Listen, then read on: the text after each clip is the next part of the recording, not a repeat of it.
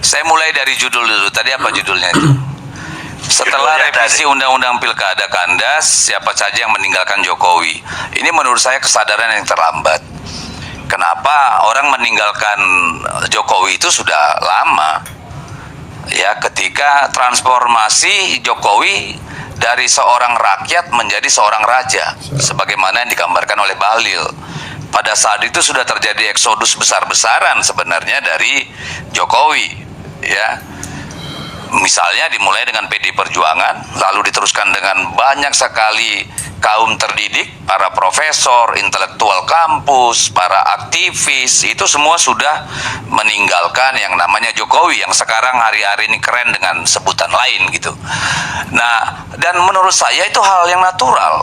Tidak saja karena transformasi Jokowi tadi dari seorang rakyat, ya, biasa dari pinggir kali di Solo sana yang kalinya sampai sekarang saya nggak ketemu, itu kemudian menjadi seorang raja yang kata-katanya tidak bisa disanggah, ya.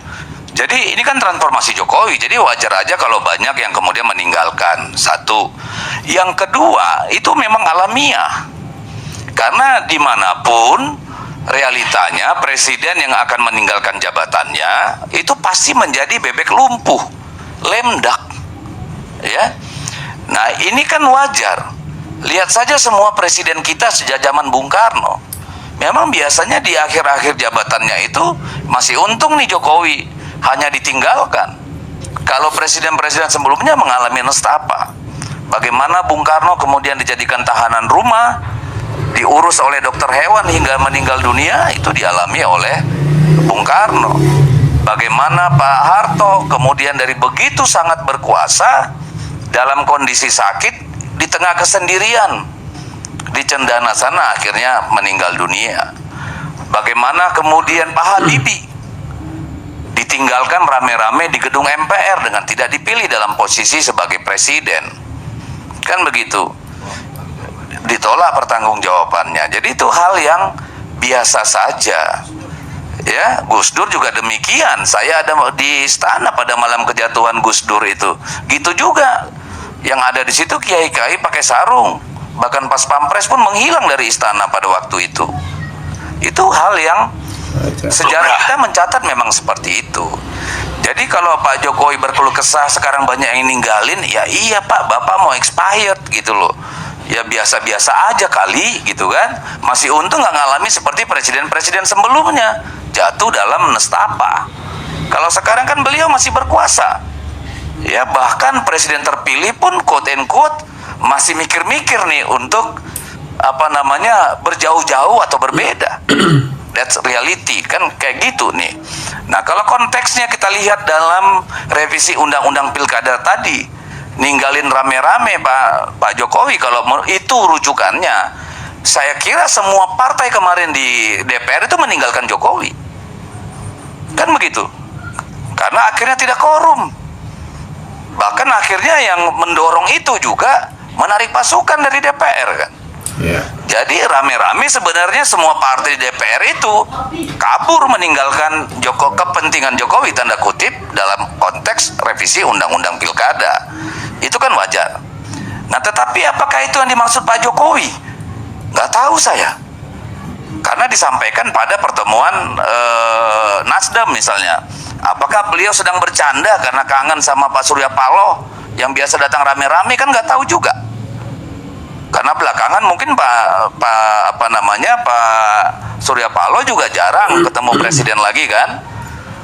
Itu bisa jadi. Nah ini pertanyaan yang sulit untuk dijawab meninggalkan rame-rame. Tapi ginilah, negara sudah memberikan 10 tahun kepada Jokowi untuk menjadi pemimpin tertinggi di Republik ini dengan segala fasilitas, segala sumber dayanya. Dan kemudian pemilu sudah terjadi. Dalam waktu 2 bulan kita akan punya presiden baru.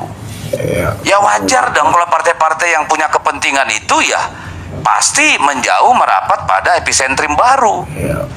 Jadi ini Pak Jokowi menurut saya delusional, berharap posisinya akan sama dengan 2 tahun lalu misalnya.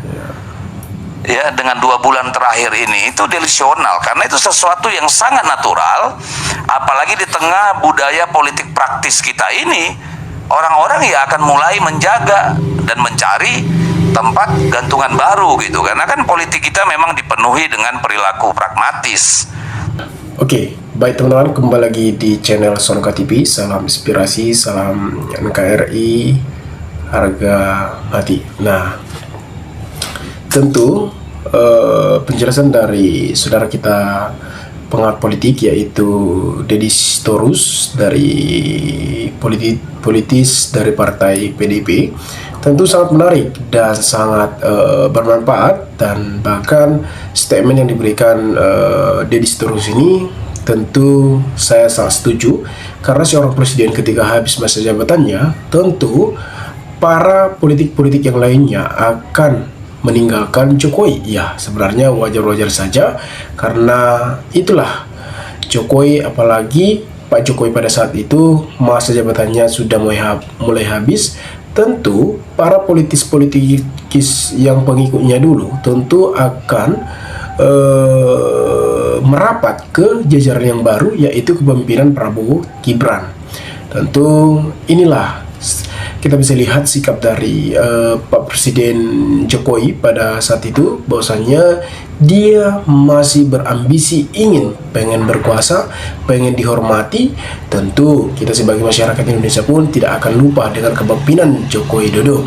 Tapi apakah Jokowi tidak merasa puas selama 10 tahun memimpin Republik Indonesia ini? Tentu kita bisa lihat bahwasanya dia masih memiliki ambisi ingin berkuasa. Tentu kita bisa lihat dia segala hal cara ingin berkuasa. Seperti pencalonan Gibran pun saja banyak pro kontra terhadap pencalonan itu. Tetapi ya sudahlah, inilah negara Republik Indonesia. Banyaknya politikus yang ingin berkuasa, bukan hanya kepentingan masyarakat, melainkan kepentingan dirinya sendiri. Tentu tidak heran lagi teman-teman. Teman-teman, kalau kita lihat memang segala perjalanan politik dari Jokowi, tentu kita juga sudah memahami lah apa yang disampaikan oleh Deddy Sitorus ini. Tentu perjalanan dari Jokowi sejak dia rumahnya di Kali sebagai masyarakat biasa, tentu saat itu disebut sebagai raja, dan kini sudah disebut sebagai masyarakat biasa.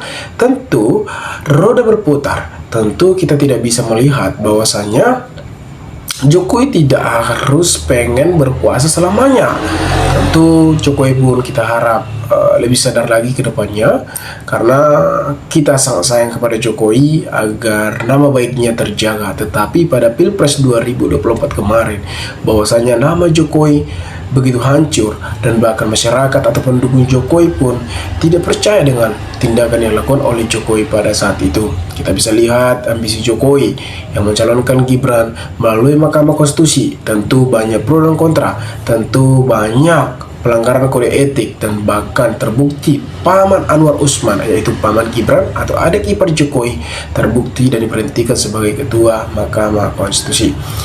Jokowi kedepannya nggak ada ngikutin. Apa sih istimewanya? Nggak ada. Pasti orang-orang pada kabur. Dia cuma boneka agunan.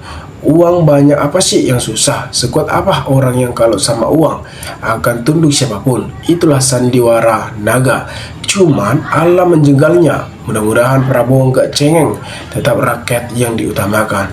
Tentu kita juga berharap terhadap Prabowo agar meninggalkan Jokowi, karena Jokowi karena Prabowo masih terlibat dengan Jokowi, karena Jokowi pada saat itu mati-matian mendukung Prabowo Gibran. Tentu balas budi Prabowo juga sangat tentu belum lama menjabat Prabowo. Tentu Prabowo juga akan mengganti kabinet-kabinet dari susunan-susunan Jokowi agar berjalannya mulus kepemimpinan Prabowo Subianto. Nenek-nenek pengagum Jokowi kesal, bosnya diledak. Nenek Suryani dikasih apa yang Jokowi yang seenak Suryani. Nah, ayo, emang nggak usah bicara, sudah terasa di benakmu dalih dan tujuanmu. Kalau bukan suara dan otomatis memuakkan ocehanmu. Ya, nah, bagi orang Jawa, sebutan Raja Jawa sangat menapik karena sangat tidak tahu Tara Kehawen Setahulah, sebutan raja sangat tidak setuju. Tentu ini komentar dari saudara kita, saya tidak tahu, mungkin orang Jawa lebih tahulah apa yang disampaikan atau apa yang di komentar dari saudara kita ini. Tentu kalau kita bisa lihat situasi politik saat ini memang sangat kacau dan sangat adanya kepentingan pribadi, kepentingan pribadi yang ingin berkuasa. Tentu ini sulit untuk menjadi pemimpin. Tetapi yang kita harapkan adalah pemimpin bagaimana memimpin negara ini untuk lebih maju ke depannya dan mementingkan rakyat dan mempedulikan rakyat dan mendengarkan keluh kesah dari masyarakat. Tentu kita bisa lihat pada saat ini anak Jokowi yaitu Gibran, tentu banyak isu-isu bahwasanya sebagai wapres tidak bisa diandalkan. Tentu apakah ini bisa menjadi salah satu pelepasan Prabowo nantinya, kita tidak tahu. Tapi inilah dunia politik. Tentu kita juga berharap terhadap Presiden Republik Indonesia agar lebih baik ke depannya, agar lebih mementingkan masyarakat, bukan hanya mementingkan pribadinya sendiri. Nah teman-teman, mungkin sekian video ini. Jika ada pertanyaan atau tanggapan dari teman-teman, maka berilah tanggapan teman-teman di kolom komentar agar kita bisa saling tukar pikiran satu antara lain. Salam inspirasi, salam NKRI, Sonka TV melaporkan.